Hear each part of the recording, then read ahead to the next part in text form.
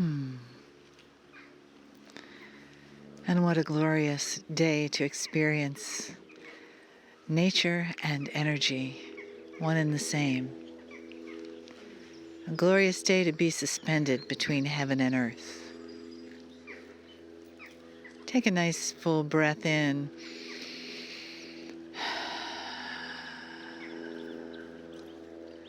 The negative ions in the air, the crystal in the earth, the water in the earth, the sun, the devas, the fairies, the guardians, and the ancient ones that welcome us and help us to regenerate our own light, perhaps as we did when we were here in other times. Perhaps as we will when we leave this place.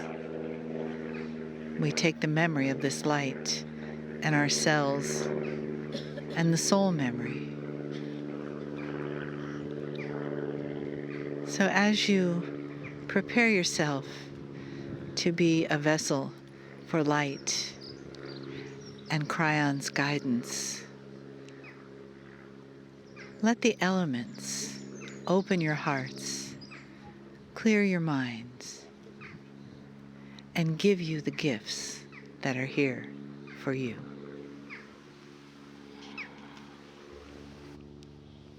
Greetings, dear ones. I'm Kryon of Magnetic Service. Again, we are out in the open in a public area. Avery Stone Circle in England is the largest stone circle yet discovered on the planet. It has been restored as much as possible. It is unique. It is preserved. It is special. Dating back thousands and thousands of years, it is a curiosity. And there are so many legends and theories connected with it. I'm going to give you some things to think about.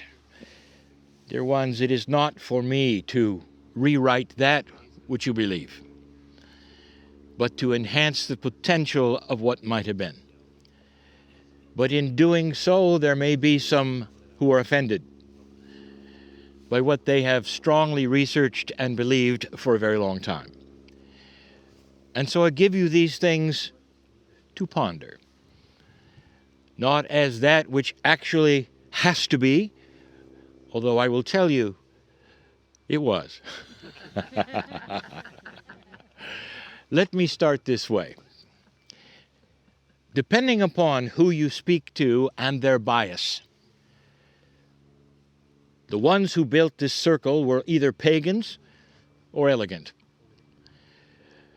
And I have given you so much information in the past about the elegance of your ancestors, about how smart they were. There is a tendency, even for archaeologists and scientists, to go back in history, and the bias is this: the further back you go, the dumber the human.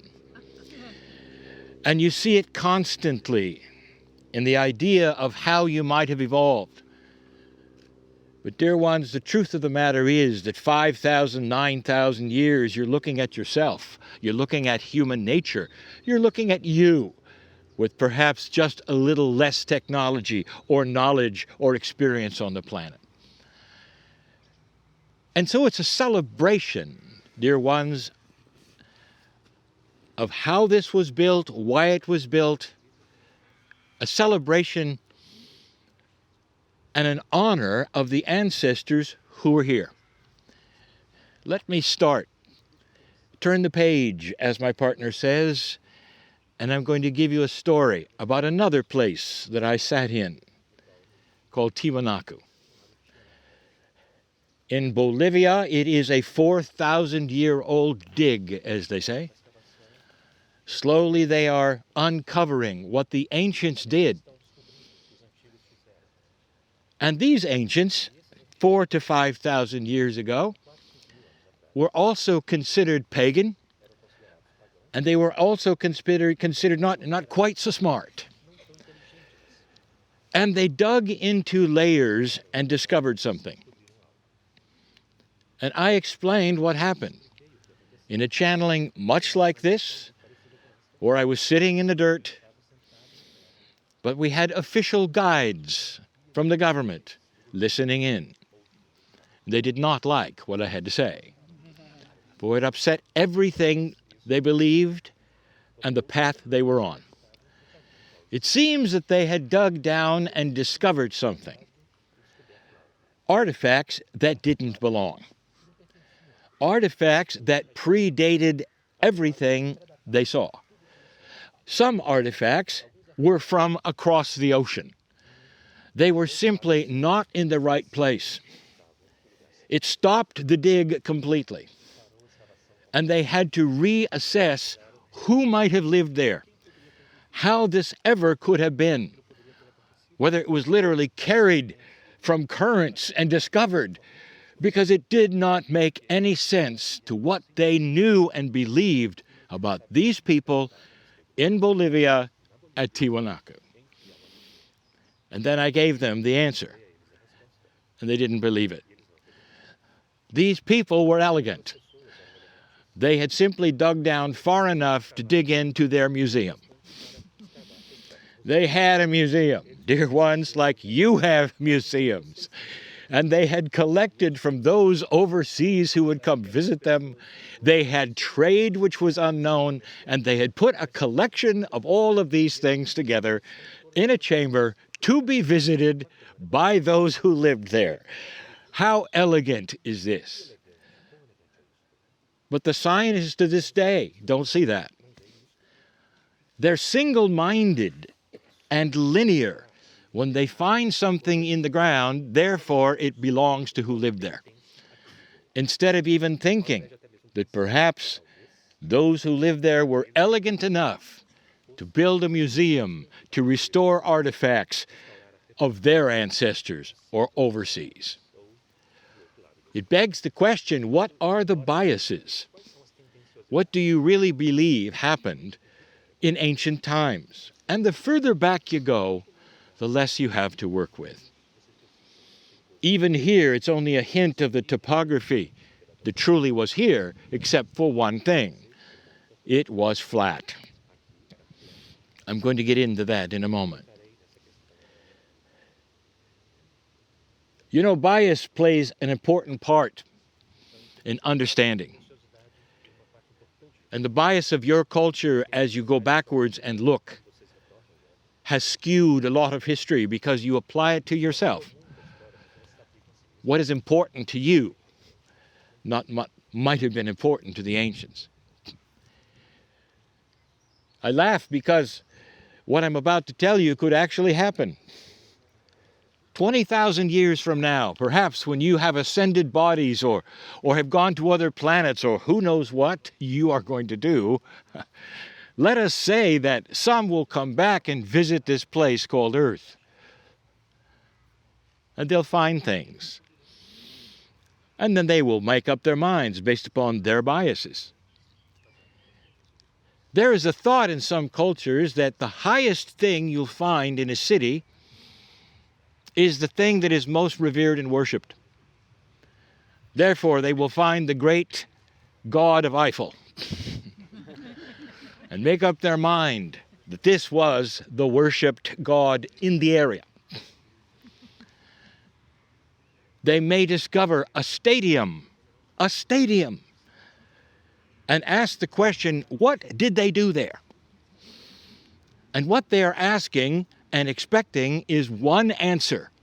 They did one thing there and built the marvelous stadium for one thing. They ask that here, not understanding the elegance that is here. They may even look at it and in their own perception say, well, there are many people who sit around the field. What happened on the field? Well, they're not really certain, but the ones who had the seats that were closest to the field down low obviously were peasants and had no money. because height is everything. And the ones that were way far back probably paid a great deal of money because, of course, they're elevated. Do you see the bias? Completely reverse from what actually took place. I only give you these things to talk about this place. Number one, the bias. You look at this place and you assume that what happened here happened all in a month. Not understanding that after this was built and generations went by, it was still used. It was improved. It was then also altered, depending upon that which was believed at the time would then alter this particular place. And so how you find it now may not actually be how it was built later. Let me give you a hint of something. It's just a hint of something. This is England.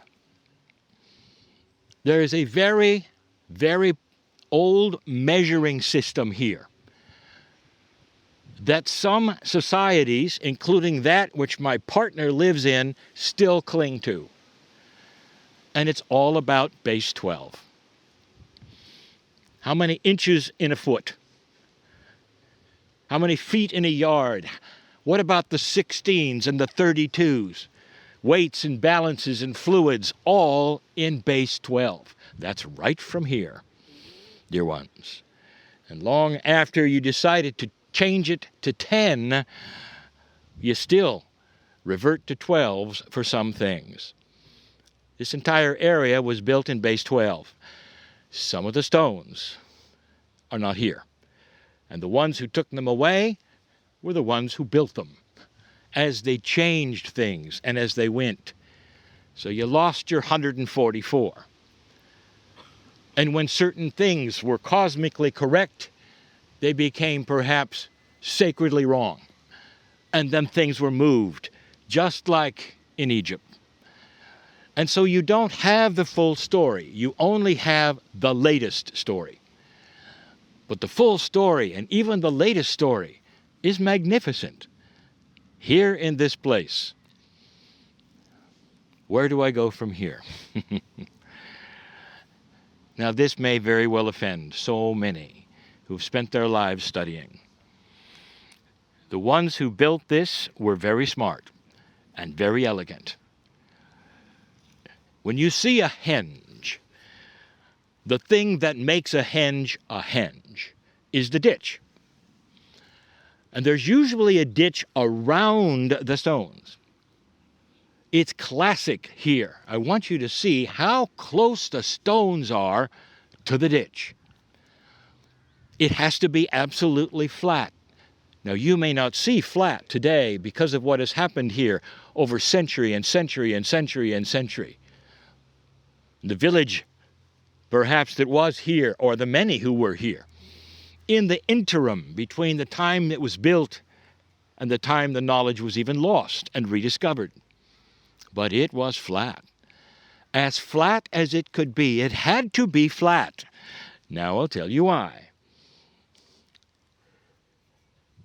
This ditch was critical to the moving of the stones. And the bank around it, that is very high, came later. And I'll tell you why, for both reasons. I want this to make sense to you, so you understand what has now been discovered with the Egyptians, those on Easter Island, who moved their stones in a way that was practical and elegant and believable and very human. The first thing they built here was that which you call the ditch. And it had to be deep. It had to be a ditch that would sustain itself in water with the aquifer that is here for the years that it would take to move the stones here through the causeways, which were canals. Look for causeways that today you think are roads that were canals. Dear ones, they floated the stones here. And then cleverly around the moat filled with water, these stones were rotated with an apparatus and cleverly lifted and tilted up into place. This is why they are so close to the moat. They had no trouble with water, dear ones. It was everywhere. It still is under the ground, as you have heard from the guides. Does this make sense to you? This is a henge. And rather than dragging the stones or lifting the stones, you do as some have now discovered they did from the Nile in Egypt, where they had a lot more water than they do today. They floated them. Again, look for causeways that go a long distance that would be able then to support this, a system of even 100-ton stones to be moved here using the water through the canal, through that which was the ditch. Now, the water remained. It remained as sustenance. It remained as a water feature. It also separated the ceremonies here from the watching crowd. And you might say, wait a minute, what watching crowd? The ones who situated themselves on the very high banks all around this stadium. This is the stadium. What happened here? And the answer is everything. Do you remember the teaching I gave you at Whitehorse? What was the focus of the ancients? Life, death, ancestors, and Gaia. And in this place, there were festivals for all. There was festivals for the time of fertility. There were festivals honoring the night sky. There were festivals given here in the dark, only with fire. It was beautiful. It attracted tens of thousands of people. It's so big that you had to have found ancient villages all around it. For this serviced a city. Does it start to make sense now? Was there cosmic energy here? Of course. Of course. Just by the fact of the crystalline grid and that which you call the lines of influence, the ley lines. There had to be. More than they ever thought there could be was here. And then something that will get me in trouble. You believe that these people, some have been called the Stone Age, hardly. They were just like you. You have saying, well, they only were only concerned with these serious things. Now I'm going to tell you something you should know. Yes, they played games here. And some of the internal stones are markers for the games. Is this too far-fetched? For humans like you, you're not the only ones who celebrate the Creator in the way you do, who have the ceremonies that honor birth and dead. These people were really interested in the wisdom of their ancestors, and you can see it in every stone. Carefully placed. It was only later that calendars occurred, and the things that you now have with fewer stones. There used to be 144. Is this too far-fetched? That they would be enough like you to want to have enjoyment of life? To have spectators watch these beautiful, beautiful ceremonies where they danced and sang and moved in the middle of these circles, where the rocks were in full color. This was the entertainment as well as the ceremony and their spiritual base. Dear ones, many of the stones are celestial mirrors of the sky. The size of them often mirror the brightness of the star. How many archaeologists have laid over the stars on this place? the stars as they occurred back then, not now.